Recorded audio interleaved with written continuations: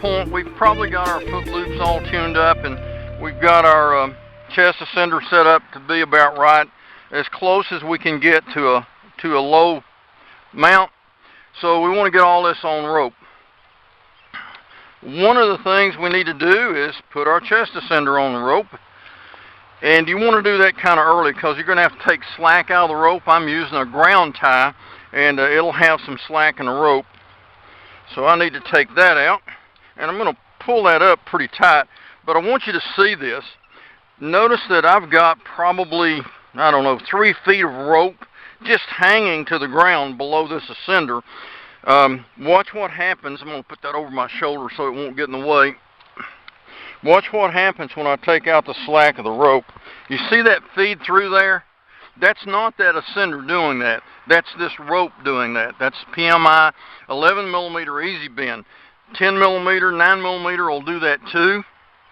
And I've just recently started using 9 millimeter Maxware, and it is pretty slick. But that's nice. You don't even have to hold this between your feet and throw it over your shoulder or something so you can grab it later and take it up. It just feeds right through. So one of the first things I need to do is get this online. And the next thing is I need to decide where I want to route my rope. Do I want it between my legs like this? The foot loops will be down through here, and it'll be trapped in this triangle formed by my legs and the foot loops. And I've found that what happens when you do that and you do the stroke, things get caught here, and it causes the rope to buckle instead of feed. So that's probably not a good thing. As of late, I've been putting it over my right foot, and that's been working out well. So I'm going to continue to do that. All right, I still have my tether and foot loops, so to get into the foot loops, I need to get a little more slack out of my tether so I can sit. And I'm hoping I've got the camera set up correctly. I swing on this tree just a little bit away from the camera, so I kind of have to guess at where I'm going to be and set the camera accordingly. As you can see, I'm already drifting. Okay, so I have my foot loops on now, and I have my rope going over the outer edge of that. I'm going to put my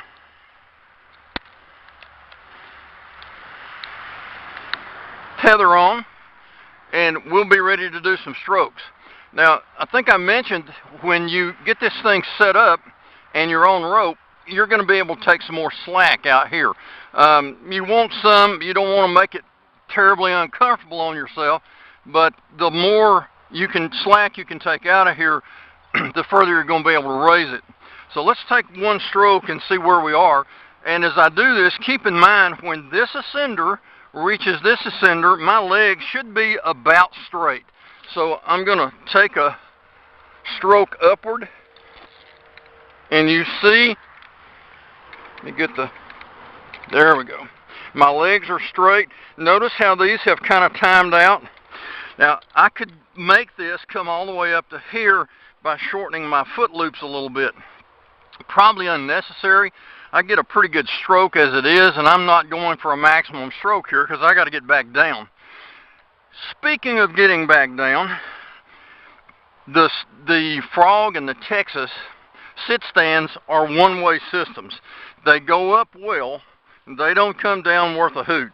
You can do some sit-stand down climbing, but it's arduous. You just don't want to do that if you don't have to. So if you're anticipating a situation where you've got to do a quick turnaround and come down, you might not want to use a Frog or a Texas system. And I'll be showing you a RADS for SRT that might be more appropriate for that. Let's do one more stroke, and I think I can still reach the ground. And you'll notice I'm putting one hand up here, so I've got both arms pulling, and I just press up, and you can see the chest ascender self-advancing. Once again, my legs are straight, and it's where I want it to be. If it gets up any further, it's going to start to mash fingers and stuff, so that's about the limit on that. All right, normally at this point, I'm taking slack out of my tether right now. you'd do a changeover. You'd put a descender here and stand up and take the slack out, take this off. I'm not going to do that because it's just too low to the ground. But I do have to get off of this thing. And the way I'm going to do that is raise this ascender. And as I go up this time, I'm going to tighten this tether. First thing I need to do is loosen that strap so it won't follow it up.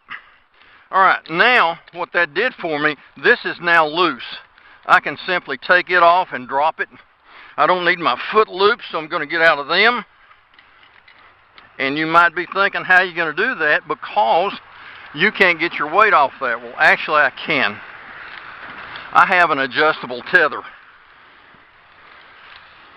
And I can simply rappel down.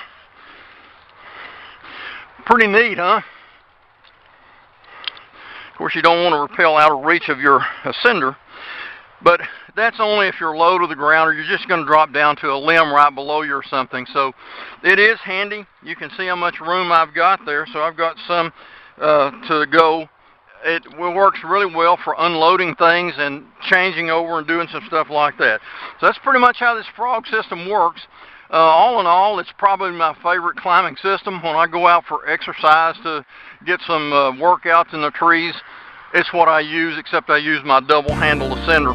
It's probably the most popular climbing system in the world. It's not as efficient as rope walkers, but it's close to as efficient as some of them are. And you can convert a frog or a Texas to a rope walker. Maybe I can do a video on that. So there's our frog system.